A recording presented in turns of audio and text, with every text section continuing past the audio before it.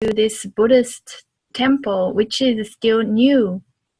The Buddhist teacher, she is actually in her 30s, and she was a tea master. She had a very successful career before. So talking about right livelihood, she was doing what she loved to do, and everything was going well for her.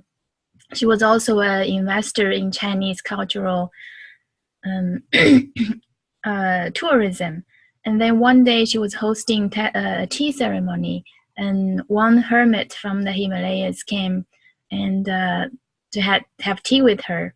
And the master was so unimpressed by her tea ceremony, even though she had been doing that for over a decade. And the master said, "You don't know anything about tea." So eventually she actually followed the master to the mountains to really practice, to meditate in the mountains. And after 3 years, she realized her master was right. She didn't know anything about tea for 10 years. So during the process, she changed her diet to almost like, I think, to raw plant-based diet. So her body could become more and more sensitive to tea. So when she drank tea, her body can really respond to what the tea was like. And also through meditation, she really calmed her mind. And so not only purify her body, also calm her mind. So then she could really listen to tea instead of imposing her knowledge onto tea. So her completely changed how she lived her life and how she meditated through all that. So talking about right livelihood, for me, meeting her was really refreshing because it's not about doing. It's not because she had a desirable home life. She was married and she had a successful career, very well respected in the field she was working on. So, and she was doing tea master, making pottery. She designed her own tea sets. So it seems like she was in her right livelihood herself, but there's something even more than just livelihood. And she let go of all that, or what she had, and followed her master to the mountains. And when and she told us the lineage she was on was it was her master usually stay as a hermit life. They don't come out of the mountains. So when her time came, her master said that this is the era for humankind has entered the era of awakening, and you need to go out of the mountain to help more people. And that's why she was sent down the mountain to rebuild an ancient temple, and that she wanted to build a Chan, also Zen, Japanese Zen, so Chan practice center. And for mostly, actually, a lot of young people came from the city. The young people came, actually dropped their high-paid jobs in Shanghai, Beijing. They came to the mountains in the ancient village to build this center together. Wow. So that was really inspiring to me. And so my journey started from there for the trip in China. Maybe I'll share more later, but that's the update for that for now. Wow. An amazing story. You know, what strikes me listening to you is that there are things that are possible that I think a lot of us here don't think about in our lives. That how could a center just sort of arise without fundraising, you know, and without the kind of structures, and it just happened because she was there and it was right. I have to say that I'm hearing that after 10 years she didn't know about tea, then I don't feel so bad about not knowing about tea. Thank you. Okay. So who would, by the way, I forgot to mention this, that as always, we're recording and we're posting it on our, on our team part on the Service Space website so that people in the team can see it, but it's not available to the whole site. I was going to make Neil's part available to all of Service Space, but for us, it's available to the team. So anyway, who is next?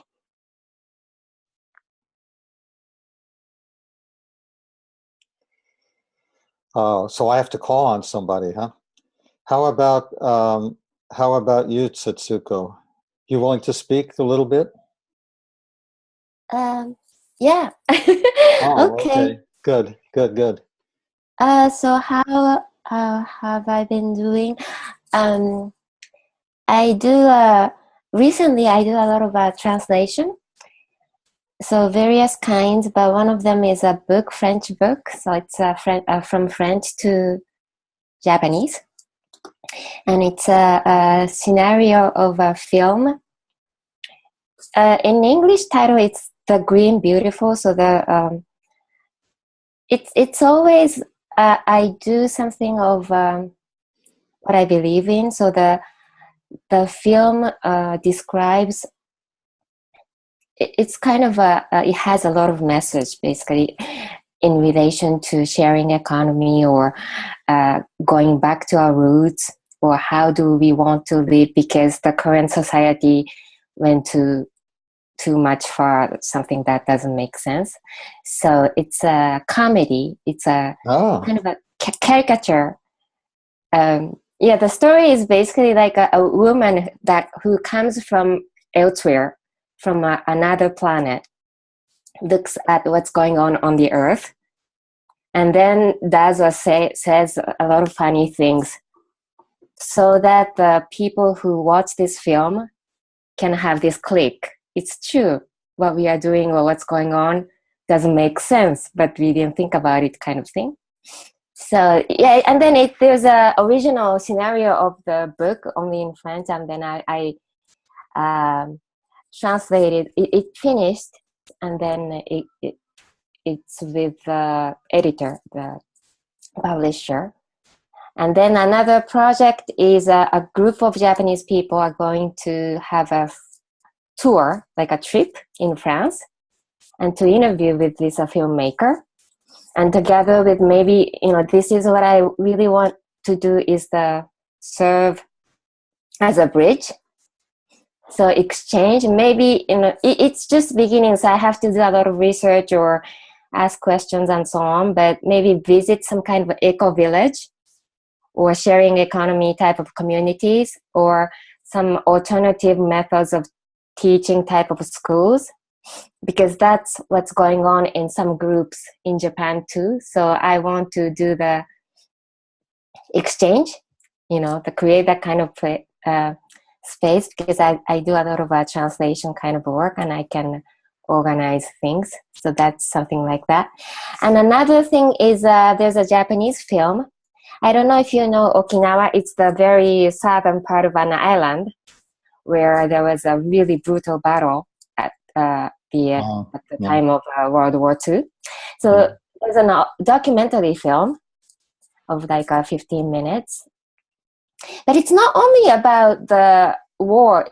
It's also about spiritual thing. There's a woman, a lady who has a special power, who can see the spirit and things like that. So she talks about it because she sees the spirits of those soldiers who are still around there, because it's kind of hard to express it in English, but since I'm translating, it's like they are not resting in peace yet, because in order for that, we who are living now in this world have to really reflect on what is peace, what is living our own life, and then live sincerely, and then tell that to those spirits so that they can really kind of depart from the earth, or the rest in peace kind of thing. So it's a documentary film around that lady, and I'm creating a subtitle of English or something like that. Wow, that's beautiful. Yeah, something like that. So I'm engaging in those activities, because in terms of livelihood, I was wondering about the last time I participated also. Like I was really working a lot, like many other people, like in a company or in an organization. The last job that I had was at international organization in Geneva. So I have like my savings. I'm living with my husband. I don't have kids. So actually, I'm not really in the position I'm like really have to earn a lot of money every month. That's why since 2012, I'm doing that. Like every time I see opportunity to support people for the cause I believe in, very often I do like a pro bono, like a voluntary work. Oh, okay. So we can talk like some that. more later. Yeah, okay, sorry. About where Yeah, you're something going. like that. Thank Good. you. Well, thank you very much. You are a translator, culturally and Yes. linguistically. Mm-hmm. Yeah, thank you. Okay. Um, Fash, what about you? Demiela Fasarante, or Fasarante Demilola, are you there, Fash? Yeah, I'm here. Hey, man, you want to check in? Tell us what has been going on in your right livelihood journey recently. And are you okay with that? And Yeah, before great. you do that, I want to just show everyone something about on the internet, a little bit about what you're doing. So let me just do another screen share here. Okay. Okay. Okay, so let's see. So here is Fash's LinkedIn page. And let's see, do I have this right? And is there also, no, this is different. Okay, here we go. Prickle Academy. And you are chief listener. Right. And you're doing all these things. You're listening to talent, strengths, knowledge, and skills, and so on. So tell us a little bit about this and what you've been doing lately here. Okay. So between the last time that we had the circle till now, a couple of things has happened, and I mean, I'm excited to share that here. So one of the things that my team and the participants at Prickle Academy has been thinking about is how we can protect the environment and how we can make people more conscious about the environment. So we started thinking about how we could create solutions for the things that people throw away, the things that are considered waste. So one of the ways we started was with kids in the local community where I work. So I presently work in a rural community in Nigeria, and what we did with the kids was to say, okay, we are doing a project called Trash to Toys. We know that children love toys, and their parents pay a lot of money to buy some of these toys. So we decided to say that, okay, we would turn some of these trash, I mean, what is being called trash, into toys. So we went to the community, we started gathering some of the um, bottles, the nylons, the cartons, and things like that from the community. And right now, the kids have been turning that to real toys. Some of the toys move. They're already building some toys that will also fly as well. And I'm really excited about that. But recently, um, one of them suggested, what is it that we can do with human feces? I mean, when he mentioned that, everybody actually laughed to say, hey, please don't talk about feces. I mean, these smells, these things, and all of that. But said, okay, let's just consider that. So we know. So we went online, started searching, and we know that people do biogas and all of that with that, but we've not been able to sit down to build a kind of technology like that. Then we found that we could actually turn human feces into charcoal, cooking fuel. And in the community where I work, a lot of families actually go into the forest, cut down the trees to cook. And we know that this destroys the environment. I mean, cutting down all the trees and all that. So we finally tried to turn human feces into charcoal, and we successfully did that. Now, we are seeing the possibility that the same physics that everybody considers that, okay, when you pass your physics, that's the end, we can turn that into the charcoal that people can now use to cook rather than cut down the trees from the forest. I mean, it was mind-blowing for us to be able to do that. So this is one area right now that we're focusing a whole lot on. And this is also part of the things that I do. I mean, listening to assets. So now we can consider human physics as real assets that can help us to stop cutting down of trees and can help us protect the environment. And people could even use that as a real business. In rural communities, people have a lot of different kind of economic challenges, and this can be real businesses for them. And I mean, a whole lot of things coming around for that. That's wonderful, Harsh. Thank you. This is the area of, so I guess I'll talk about my own livelihood journey later on. Okay, that's wonderful. Thank you. And we see that, Neil, you've been able to join us, and glad you're here. We've just been doing long check-ins, and a right livelihood conversation. And so we'll be able to do our group interview with you once we're done with the check-ins. So welcome. Well, thank you. I'm so sorry for running so late. I'm glad to be here finally and looking forward to the call. Well, so we're all on India time right now. Okay. Oh. And let's see. I think last check-in is you, Nandini. What's been going on with your right livelihood journey lately? Sure. Hi, everyone. It's Nandini. Nice to be here. I think the last time I was here was maybe last year at one of the first calls, and I haven't been able to make them since then. But the inquiry has been really alive for me, and so I really appreciated, checking in on our little circles blog space, and it's kept me inspired. I think that when I initially decided to join the circle, my inquiry was more around right speech at the context of work. And I just started a new job where I noticed that the team was really closely connected and very collaborative, but there was also a lot of kind of gossip and backbiting.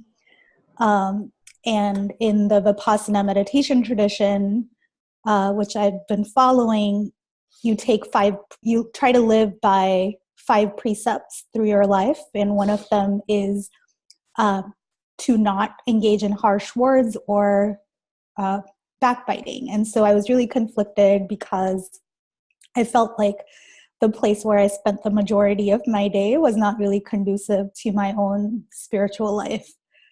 And, I had a lot of wonderful conversations with people at Awaken. I talked to a Buddhist nun that I have a relationship with about this. And I feel like over the last several months, I really made progress in feeling more secure and not engaging in that way. And even in really subtle ways, like not joining in or staying silent when that kind of harsh speech is going on. And I feel like more recently, my right livelihood focus has changed from that to something else.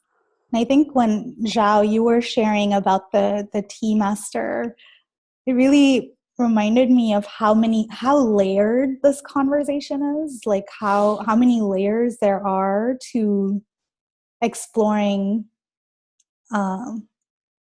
any one facet, right? And any one little thing can unravel all these other inquiries. So more recently, I've been trying to see, I've noticed and I've been told that I'm very sensitive to criticism. And that shows up a lot at work, where in so many ways when people say stuff, I have noticed how I'll build walls around myself to either defend or protect, or I'll have like a reaction ready. So I've been trying to really work on that part. So using kind of the relationships at work to really cultivate more humility in myself, and to have more of like the mind of a student. And so recently I was, I didn't realize that my job did not have flexible hours. I was coming in at not a specific time every day, and I was told by my supervisor that I needed to be there at 9. And that really hurt me. And I could just see like my ego come up, and I was like, who is she to tell me that I need to be there at 9? And like, I do my work really well anyway. And what's this about? And I was, I struggled with that. And I think since then I've been trying to be more, actually there are benefits to getting there at a certain time. There's service to others, knowing that I'm predictable and that I can be there for someone at a certain time. And yeah, so I'm still working on that, but really trying to be more receptive to the world and people's feedback to me. Sounds like you've shifted from sort of struggling with the work environment to taking it as an opportunity for a kind of meditation, to notice what's happening, notice yourself. Yeah. Yeah, That's I hope beautiful. so. Yeah. Beautiful. So Neil Patel, you are our our group interviewee. We're all going to get a chance to talk to you about your journey. I just wanted to screen share, let's see, a couple of things that I want to show people here. One is that, see if I can get, one is that you were on an Awaken call, I think in 2012, and we wanted to just let people know about that.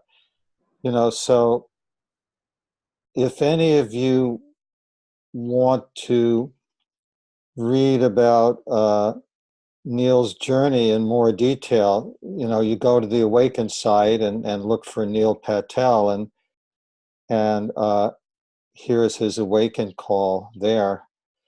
Another thing I just want to show real quickly is the awaz.de site. Am I pronouncing that right, Neil? How do you pronounce that? You got it pretty much correct. It's Awaz Day. It's Awaz Day. Yeah. Now, Awaz Day, that's Germany, right? DE? Yeah, the domain is German, but it spells a phrase in Hindi. Awaz Day means give voice. Ah, got it.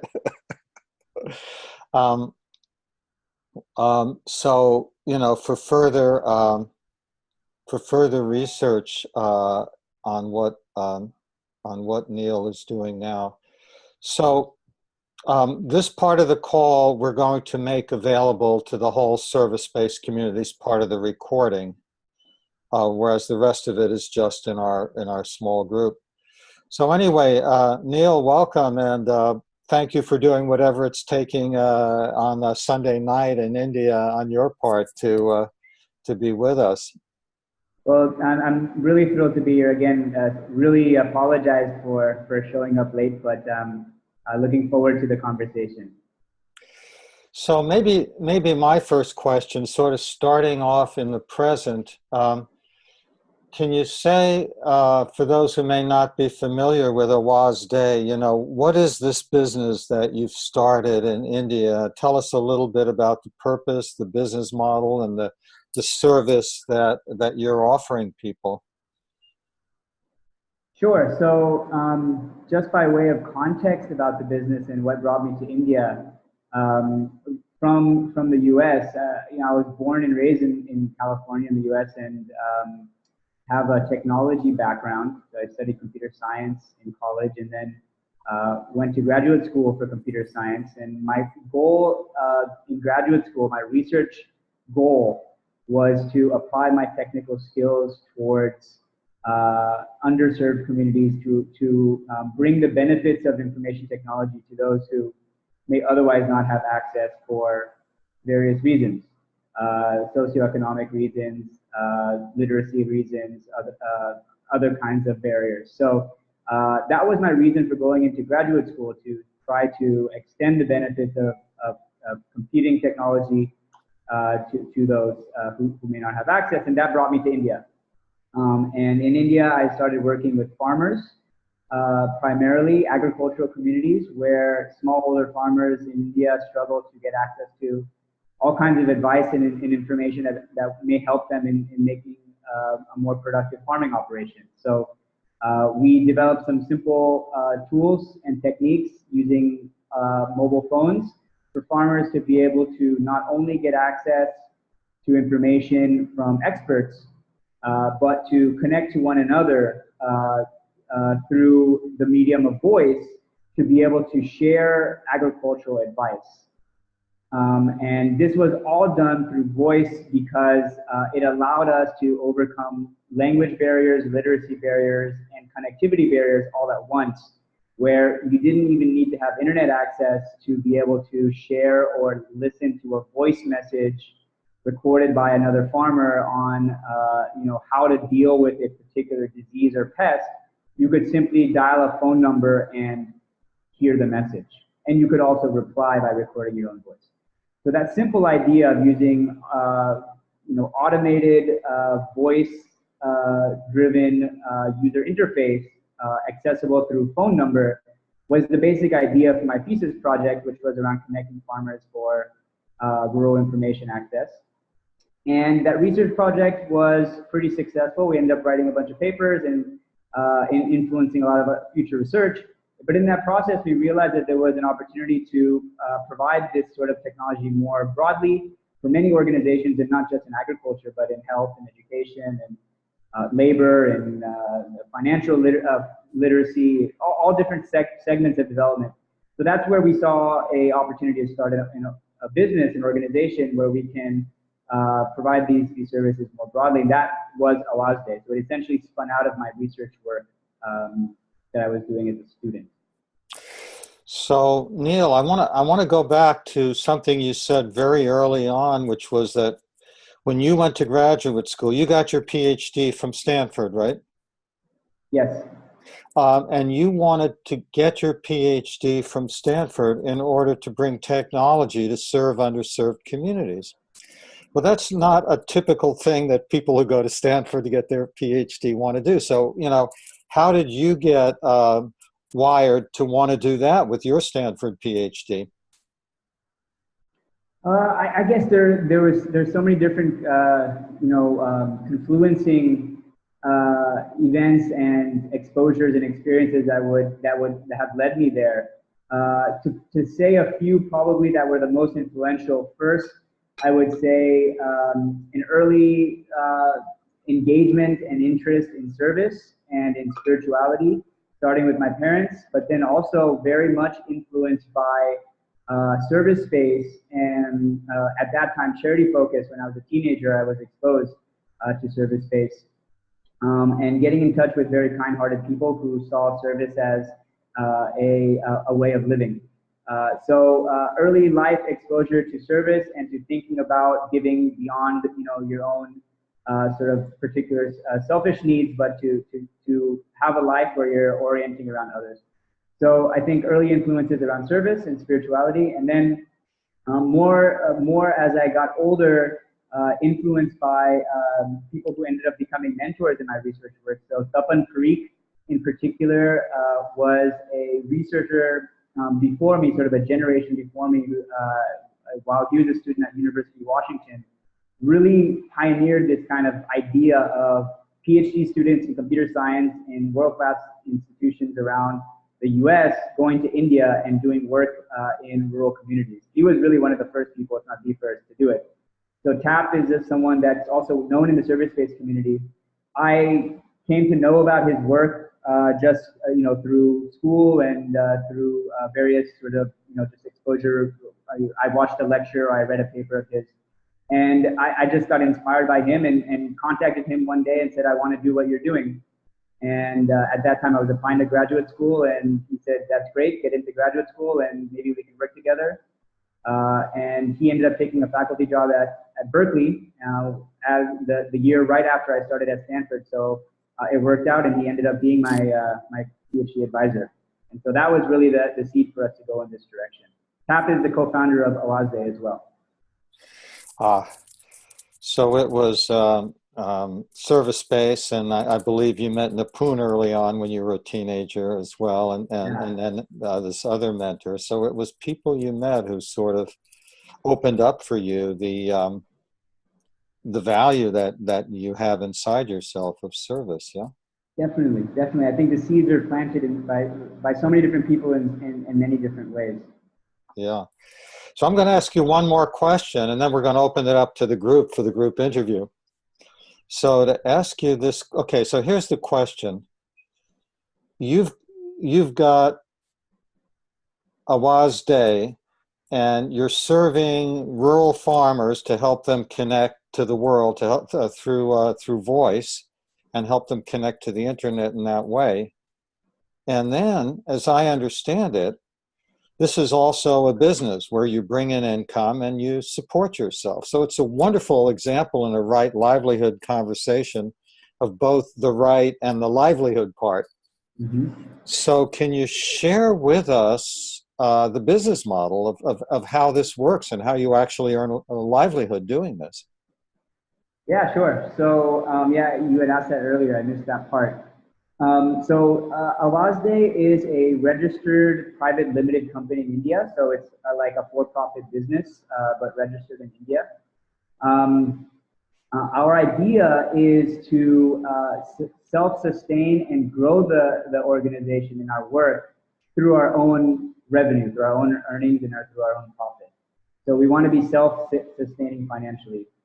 We want to basically, and we have been orienting ourselves as basically a technology startup, but with this bent towards a social mission, very much focusing on that kind of work. So the way we earn money is just like any other B2B enterprise SaaS business, because what we deliver as a product is enterprise SaaS software, is we charge users to use our platform.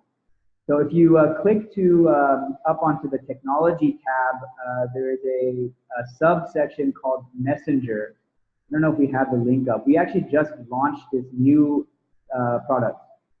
I think maybe the sign up button is not working, but basically we have products that allow organizations to effectively and efficiently reach out to hard to reach communities through voice messaging and various other things.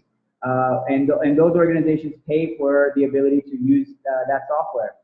I think the closest analog is MailChimp. I think many of you are familiar with MailChimp, which is an email marketing software where you create a MailChimp account and then you pay to send hundreds or thousands of emails to people. Similarly, we have a MailChimp for voice messaging where you can create a Awazde account, upload your contacts, create lists, and create campaigns, and send voice messages to dozens or hundreds or thousands of people, and you pay per message. You pay for the airtime, and we take some revenue from that. So that's the basic model. On top of that, we do a lot of work around the technology. So what really separates our business is that we don't just deliver the platform. If an organization just needed the platform, then they could certainly just use it. But most organizations, particularly in the sector that we work, have gaps in their capacity at many places. They may not have the technology, but they also may not have the capacity to design the intervention, to create the content, to analyze the data. Once you send a message to 10,000 people, what is the actual engagement level? What is the response? What is the impact? So those are things that organizations ultimately want to measure. They don't just want to send messages, they want to create impact. So there's many different things beyond just sending communication or getting folks to pick up a phone that go into creating real value. So Awaze is set up as sort of a consultancy product hybrid kind of company. And we charge for our consultancy services. We charge for content development. We do content development in-house, along with selling our platform. We do data analysis. We go into the field and do end user research to design intervention. So we kind of provide this end-to-end solution. And organizations like governments, NGOs, foundations, various types of organizations that are trying to reach out to the last mile. More and more, we're working with commercial organizations. Our big push in the last year and a half has been to work with financial institutions that are now, especially in India, trying to expand to the unbanked and underbanked populations to provide financial services to those who would need. And so a big component of delivering financial services is financial literacy. So you don't want to just give a person a loan. You want to educate a person about what a loan is and the consequences of taking the loan and how to properly make sure that your credit history doesn't get damaged and have proper behavior around those financial tools. So we do a lot of work now with banks. We work with many of the mainstream banks in India who are now trying to get into inclusive banking and rural banking. And then we work with this industry known as microfinance, which is historically the industry that tries to reach out to underserved people with financial services. Yeah. Well, isn't this an interesting story of combining both the service with, obviously, a very advanced business plan and technology and services. It's a beautiful beautiful weaving of the two, Neil.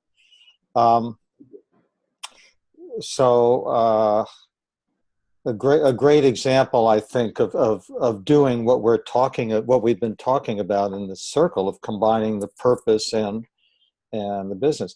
So I want to open this up for our group informational interview for any of you who have the next question. I see that Zhao is no longer with us. I hope she comes back. So Nandini or Setsuku or Fesh. Okay, Nandini, looks like you've got a question. Go ahead. Oh, and then after you is Fesh. Okay, yeah. Hi, Neil. Thank you so much for sharing your story. Nice to see you. Nice to see you. And I guess I was wondering, from your perspective, I mean, it sounds your work sounds like Arya was saying, like a great balance of the right part and the livelihood part. But I'm wondering if in your own personal experience, if you see it that way, and if there's maybe one component that feels more than the other, or if you see it as evenly balanced, and kind of where you see your own personal journey with trying to find that balance. It's a really good question. I think it's a question that I could ponder for a while. We don't have that much time, so I'll share what's coming up. The reason I feel it's a very deep question is because if I think about where this journey started with this organization and where we're at now, there's been a number of decisions and also compromises that we've made along the way to be able to create this balance. And I can remember a couple of particular anecdotes that maybe get at what you're asking, and that illustrate to me the kind of balancing act that we've tried to play over time.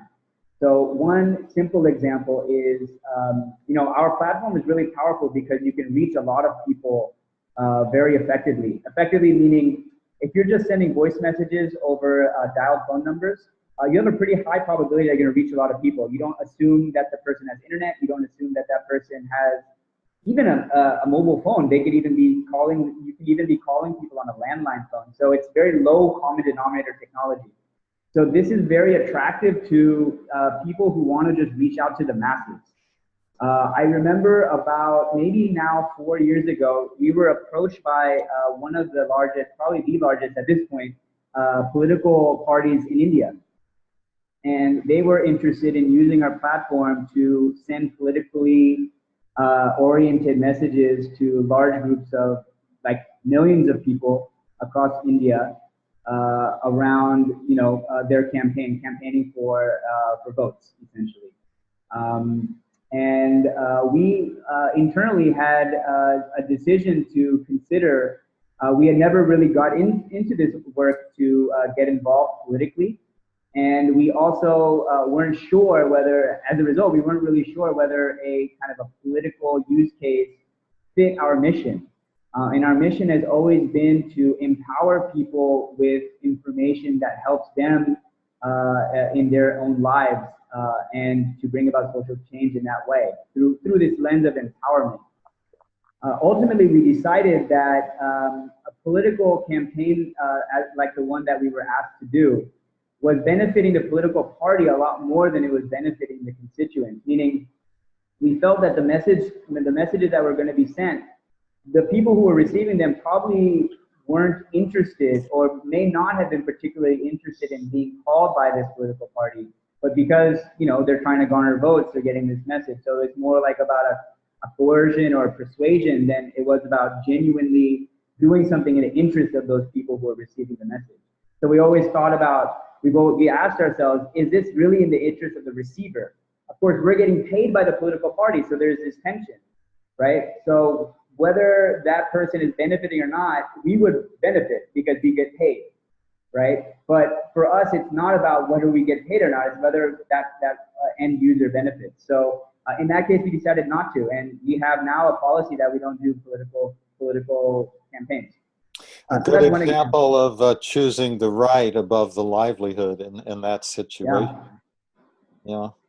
Another example that's a little bit more recent is Facebook. Facebook, maybe about a year and a half ago, had this big move to offer this service called Free Basics. I'm not sure if folks are familiar with this, but they wanted to come into India and offer Facebook, just Facebook for free to Indian mobile users. So it was a way so what Facebook thought was that this was a great way to get people connected to the internet. They have access where they previously would not because they wouldn't have to pay for it. And people would ultimately benefit because they would have access to the internet. But there's an important distinction between the internet and Facebook. They weren't giving free access to the internet. They were giving just free access to Facebook and a particular bundle of services around Facebook. So, of course, on one hand, it benefits people to get access to Facebook. Maybe that's arguable. But on the other hand, it was also, in a way, a business move for Facebook to be able to capture an audience that maybe they otherwise would not, but because they're sort of offering it at free, they would be able to. So it was a question of, the government of India had a long debate about whether this was to be allowed or not. At Awaaz Day, we were invited by Facebook to offer services as part of this bundle. So we had an opportunity to participate, to be one of these preferred providers that would be offered along with this Facebook basic package. And again, we had a similar debate internally. This one became a question of, there's a lot of particular issues around net neutrality and other things that kind of come into play here. But ultimately, where again we had an opportunity to kind of align with a large commercial organization and have a type of an exposure and reach that we otherwise may not have been able to, decided that it again wasn't really in the best interest of users to lock them into Facebook because that's not really the internet, and there may be ulterior motives down the line that we may not align with if people are locked in that way. We thought of it basically this way. If Facebook was offering people free credit to get onto the internet, and people could choose whether they use Facebook, but also they could use the internet time to do anything else that they would like to do on the internet, that would be something that would be much more aligned because that's giving access in a sort of a more democratized way. But as soon as you say, okay, you have access to certain things on the internet and you don't have access to certain other things, that ultimately opens up the possibility for, biases of various types. So we didn't want to participate in that. Good example. Thank you, Neil. Yeah, the being clear on your purpose of being in business, a great example. Fash, you have your hand up here, so you are next. Okay, thank you. Nell, thank you so much for sharing. I mean, I heard a lot, even from the answer you just gave right now. Because Free Basic is in Nigeria, and I'm one of the people that thinks this is not correct, because the people that use it are unable to access, for example, Google, and other things that is actually the internet rather than just Facebook and other services. Okay, so my question is around your work. So I work presently in a rural community in Nigeria in education, and definitely I'm fascinated by what you do, and I just want to learn a little bit more about. So, are you, for example, like a telecommunication company? Because in Nigeria, there are telecommunication, companies. So are you telecommunication companies, or you partner with telecommunication companies? How do you generate numbers for people? Well, maybe these are technical questions, or maybe it's something you could really share, because I'm just trying to imagine how all of this connects, into how you actually connect with these people in these communities. This is my first question. My second question has to do with livelihood and goes around the question that Police had.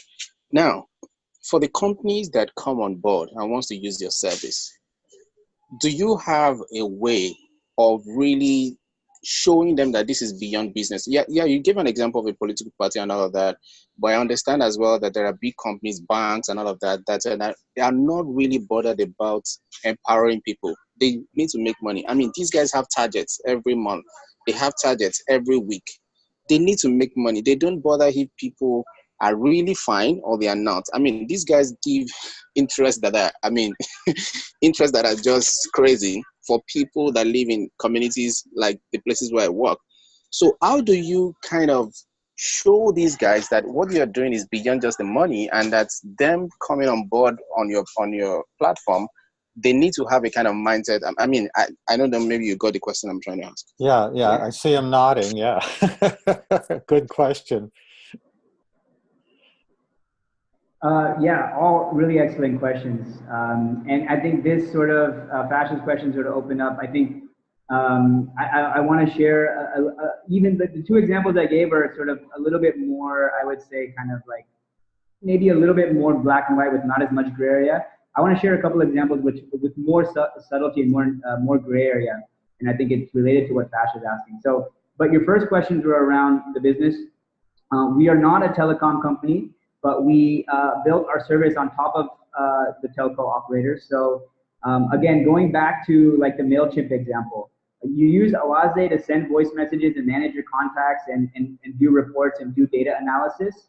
The phone calling is actually done through our system connected to the telco operator. So we connect through, industrial telephony infrastructure to be able to send massive amounts of calls. But we are essentially a customer of the telcos. So we pay a huge phone bill every month to send phone calls. But we are ourselves not a telecom operator. How do we get the phone numbers? Again, going back to the MailChimp example, when you want to send an email campaign on MailChimp doesn't have the email addresses there for you. You have to upload them onto the platform and create your own contact list. So similarly, Awaze does not provide contact lists readily available to the organization. They bring their own contact list. So for example, if you're an agricultural NGO and you have a network of 10,000 farmers that you are working with to improve their coffee farms, you have collected in some way, somehow you've collected the phone numbers of those 10,000 farmers. Only then are you able to actually use Awaze. If you don't have the phone numbers, you can't use Awaze because you don't share the phone numbers with others. So I hope that kind of gives a sense for how it works. In terms of your other sets of questions around how do you know, or at least the way I interpreted your question was, how do you align with organizations that you feel are going to be doing work that's aligned, that you find wholesome, that you find aligned, that you find right? And that is a really tough question that we don't have the answer to. We don't have a good answer to. And it's something that we've just been evolving over time. But like, honestly, we don't, like, it's a very subjective judgment. Even at this stage, as an organization, we've been around for 6 years, we vet each and every organization we work with. And we have discussions around whether we feel aligned with this organization. We're moving now into financial services. So we're working with banks, we're working with microfinance institutions. And microfinance is an industry in India that has been much maligned for doing sort of, for misbehaving and for exploiting people to try to increase numbers to get more people on loans. They oversubscribe people. There's been cases in India where people commit suicide out of, from being in debt. People take on 10, 15, 20 loans because microfinance, some organizations are very predatory and very aggressive in pushing these sort of products. So there is, now we're, especially because we're pivoting heavily into this work, this question. The way that we do it right now is, as I said, we approach an institution, we typically approach institutions in the financial inclusion space that we've already vetted. We try to understand their work, but then we have basically meetings. We talk with those organizations, we talk with the leadership, we understand how they view their work. We go to the field, we look at what they're doing on the ground, we talk to the people that they're working with, and we basically evaluate our customers. It's much more work, it's not very scalable, but for us, it's very important for us to, at the end of the day, feel confident that our platform is being used for a purpose that we feel aligned with. Now, there's all of these, subjective questions around, for example, financial services in general. Is it a good idea to give people loans? Is it a good idea to give people, certain financial means? Should we be encouraging people to participate in the financial system? So those are questions that we haven't really touched, I would say for sure.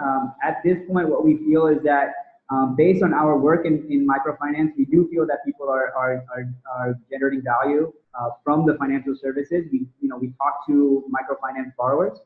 We feel that it is actually helping them in their lives.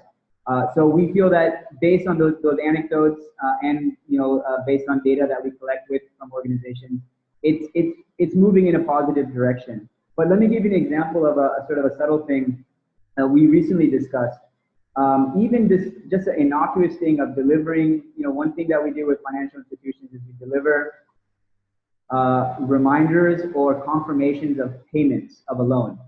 So a loan borrower, typically it's a woman in a village who is not literate. And sometimes that woman borrower, the female borrower, doesn't own the phone in her home. It's owned by the male or kept by the male head of the household. So one issue that came up recently was we came to know that some of the borrowers, some of the ladies expressed a little bit of concern of getting an automated phone call that says, hello, X, thank you we have received your loan payment of Y, your balance is Z. The reason that they were concerned is because if the male person in their household picks up the phone and hears that this female family member has taken a loan, there are some cases where the male family member doesn't know. Sometimes the female family member is taking a loan for themselves or for something that they have kept the husband out of it or kept the male out of it. And this could create some problems in the family or in the household if the male picked up and got that call.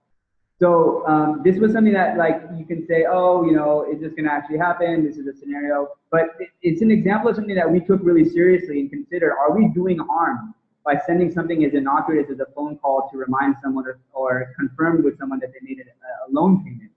A lot of nuances that have to go on, exactly. Obviously, to managing all these relationships.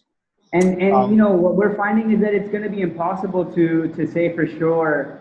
Like, we're moving into murky territory where it's even unclear whether there is positive impact. There's probably positive and there's negative. I don't really have a good answer. I'm actually sorry to say, like, I don't feel like we have anything that's really solid other than we go with our gut and we've just had a lot of experience over the years. And we've said no to a lot of organizations. We mostly say no. So we feel like the organizations that we work with are pretty relatively solid. So I want to move on so others can also have a chance to ask you a question. I have the feeling, Neil, that there may be more that that Fash or others might want to talk with you about. We didn't discuss this beforehand, but would you be open to people who might want to follow up with you privately to contact you by email for further, you know, further exploration? Because that would be good. Absolutely. I mean, this is a very, I'm sharing a lot. I think there's so much to learn from all of you. So I would love to connect with all of you. Okay, that's great. Just wanted to ask your permission. Okay, so Setsuko, have you got a question for Neil? Thank you. Nice to meet you. No, it's the same thing. It struck me with this a different value, different intention of doing business. So it's the same.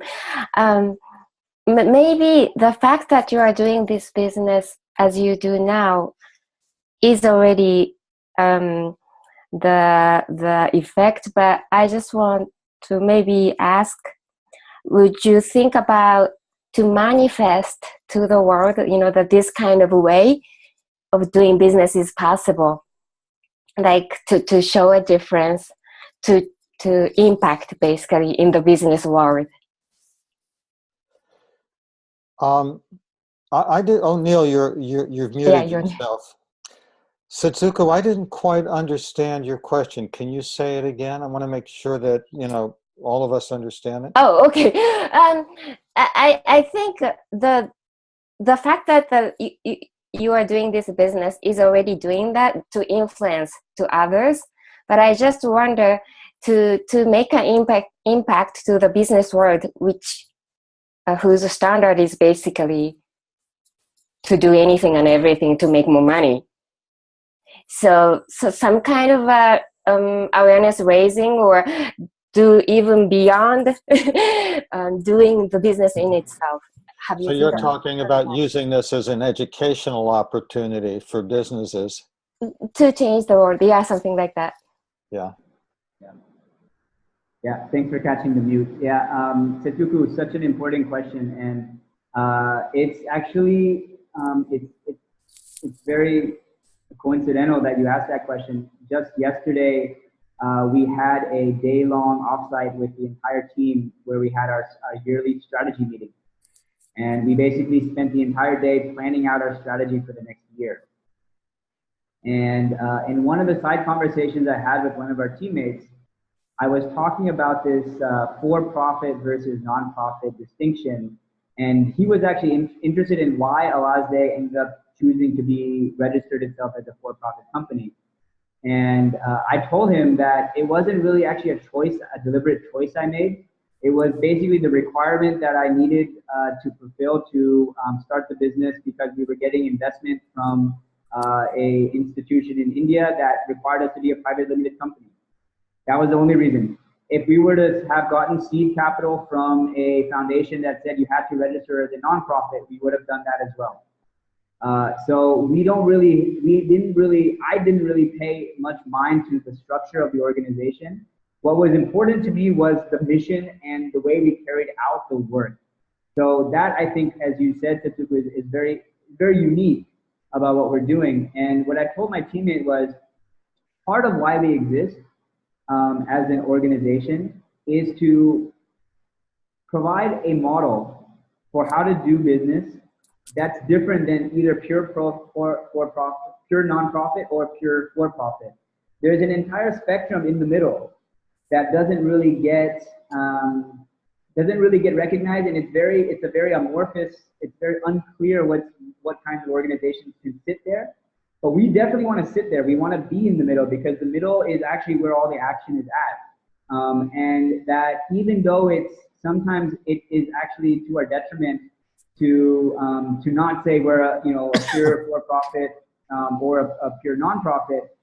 It's important for us as an organization to set some sort of bar, to put a stake in the ground and say an organization can be for impact or have a mission for some sort of social good, but still be a profitable business and to grow and to sustain on its own profit. So you're absolutely right. I mean, we do think about how we are a model, and we do feel like, you know, others have stood on our shoulders. In terms of what we've done to really promote it, I would say we've not done much. We're so resource constrained. We're just trying to survive ourselves, to be honest. But wherever we can, we try. So one thing is in India, in particular, in the city that we're based is in Ahmedabad. There's very few social enterprises, let alone startups. So we try to be visible in our city for other businesses, for other social enterprises, and participate in the startup community here, and try to raise awareness that way. But as of right now, we're so early, and we're still trying to figure our own organization model out, that we haven't really done enough in that way. Well, thank you. And I love the question. I love the answer. It's wonderful that you're not only making a difference in the lives of these rural farmers, but you're also sort of leveraging that, following the ripples of that further on into the business world. Zhao, it's good to see you back. I don't know. You haven't been, have you? I guess you haven't been listening to the questions that others have asked Neil. If you'd like to ask him a question about his business, his right livelihood, you can have a shot at it. And if it's already been asked, we'll tell you. How about that? Okay. Thank you. I think I have some issue with the internet at Banyan Grove earlier. Oh. So I'm using my phone instead right now. So my question is, I want to ask Neil, is there any change in you when you first started, when you first went back to India compared to now? What's shifted inside of you after all these years? Beautiful question. We've been talking about changing the world, and you're asking about changing yourself. Which is where it all starts. It's the key question. Oh man, I mean, I think everything has changed. I mean, I'm a completely different person. And just to clarify, for me, it wasn't going back to India. I am going forward to India. My parents came from India to the US and started a life there. And my brother and I were born and raised there. For me, coming to India is a completely new place. And so I'm a foreigner, and I'm a person in a foreign land, trying to run a business here. So a lot of learning that way. I think that maybe on that note, how I've changed, I think living in a foreign country changes you in really profound ways.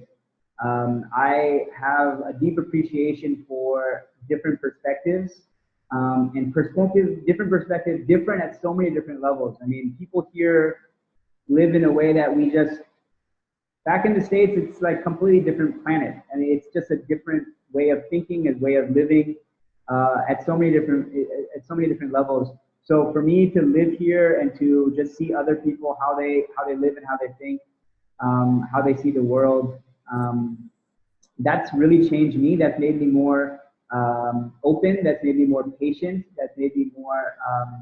It helped me become a better listener. So I think that's been one huge shift. I think, so I just returned from a meditation retreat just 3-4 days ago. And I think one thing that I feel reflecting out of the retreat that I've developed over time is, I would just say, a maturity in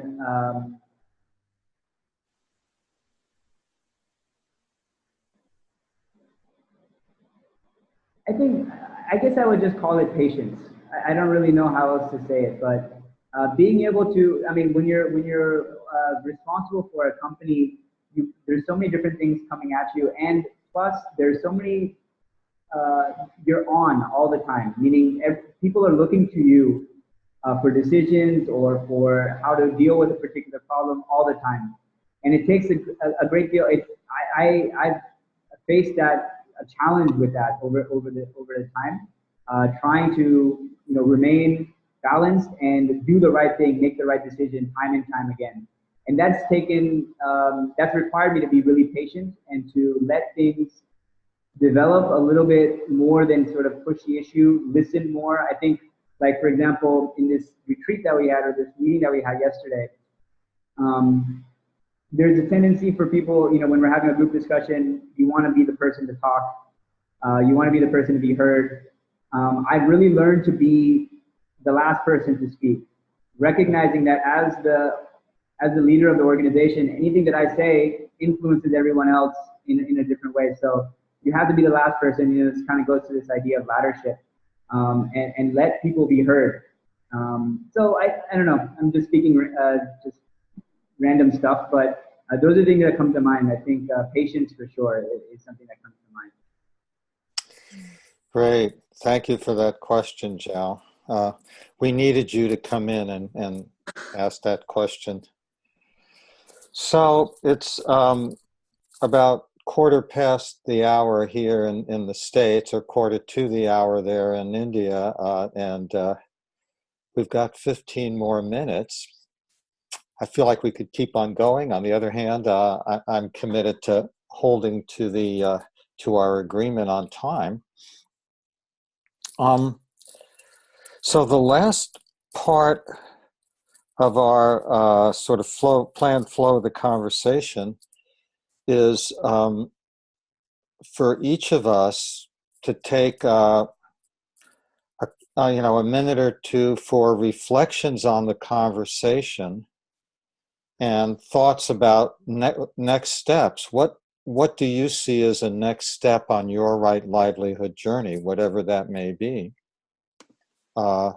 with our kind of shared focus of continually developing and increasing the alignment between what we're doing in the world to sustain ourselves and our purpose for being here. Neil, when I was saying earlier, if you are available for communication from people, I'm realizing that we have our team space on the Service Space website. So I want to encourage everyone. I'll start off, but anything that any of us write there should generate an email to all of us. So I want to encourage any of us for further questions and reflections on that team space. And I also want to encourage specifically you, Fash, as someone who is running an organization in a country that's serving underserved people, to connect with Neil, and Neil has indicated that he's available to connect with you in any way that might be helpful. So anyway, I think we got time for 2 minutes each. Any further reflections on the conversation and your own personal intention for next steps on your right livelihood journey? And you will hear a chime when 2 minutes are up, so that we can keep everything on track. Who would like to start?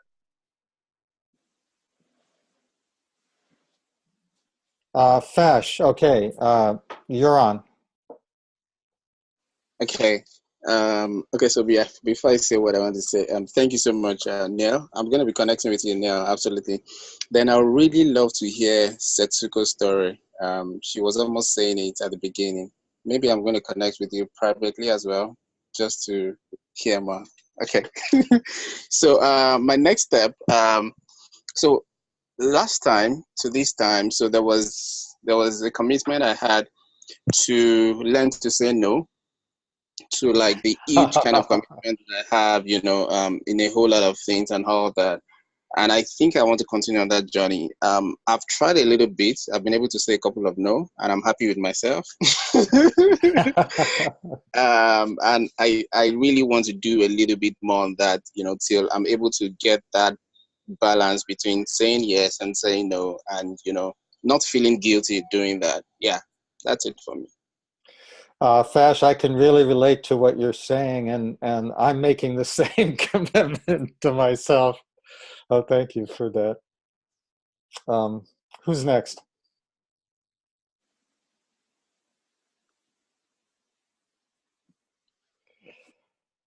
Okay, let's see. Okay, Zhao. I want to make a next. First of all, thank you so much, Neil, for sharing your journey, and which is very inspiring to so many of us. For me, next step. I would like to actually learn to step in deeper in the service I want to do. Learn to take more responsibilities. Learn to grow into who I truly am, one step at a time. It's kind of abstract right now, but we'll get more concrete later. Thank you, Zhao. Let's see, Nandini? Yeah, thank you everyone for just living inspiringly. I think when Neil was speaking, the idea came to mind that on the one hand, there's this quote that says, bloom where you're planted. And on the other hand, there's this idea of kind of pushing away from greed and craving. And I'm going to try to, I think that I've gotten, like the bloom where you're planted camp seems to me like it can also push me to kind of laziness and complacence and kind of just being and not pushing myself to do more without pushing really. So I'm going to try to find more, like move more in between both these ideas if I can. Thank you. Thank you, Nandini. Setsuko. Okay. So after hearing Neil's story, I feel like a lot of energy from you.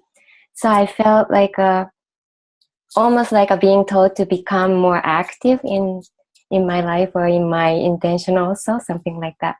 So, and then, yeah, another just a comment. I don't mean to insist, but it's following on the last Xiao's question. Although you were born and brought up in the States, your parents came to India, so I don't think there's no meaning that you're living in India. You went towards India, so I just feel like there's a meaning in there, and then your soul must be going towards your journey. That's what I feel. Oh, thank you. So, any thoughts about what's next for you on your right livelihood journey? Oh, for me? Yeah. Oh, yeah. Oh, so that's the thing. Yeah, become active. Take more stepping in. So there are some project. This tour of a Japanese group to come to France and so on. Sometimes I feel like because it's almost also important. Maybe it's not the timing or to let go, but I will reflect on that. Maybe if I feel so strongly about it, I try to be active or take dare to take a step and things like that. Thank you. So I think everyone has gone. And so Neil, to close us out, a couple minutes, for any further reflections from you on the conversation today.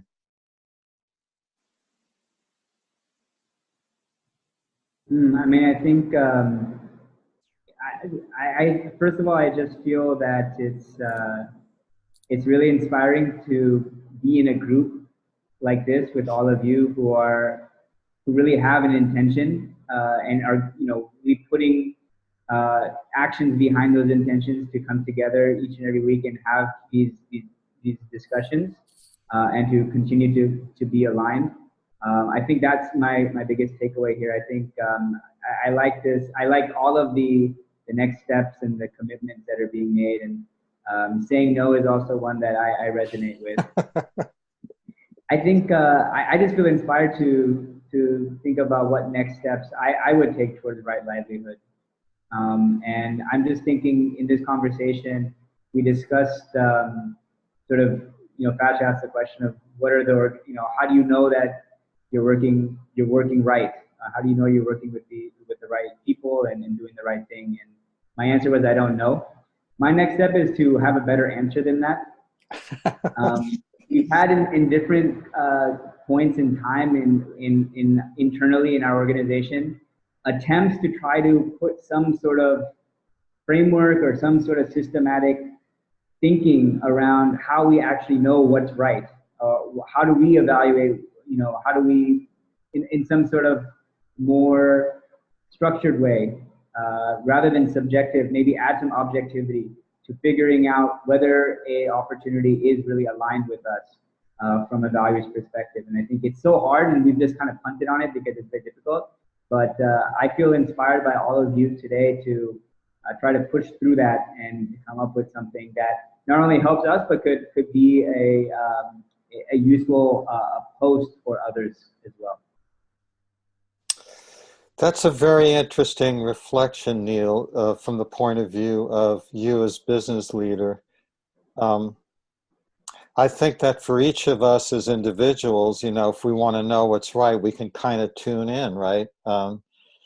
And sort of see what guidance is offered. But when you're talking about an organization and a group of people, you need something that's a little clearer than that.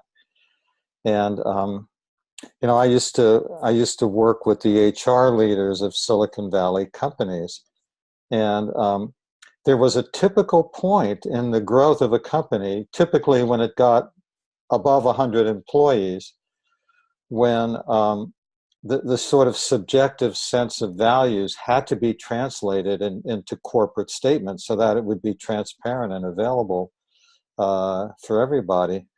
So I'm just noting that you're, from what you're saying, looks like you're on that path. So thank you so much for taking the time to be with us and for also offering to respond further.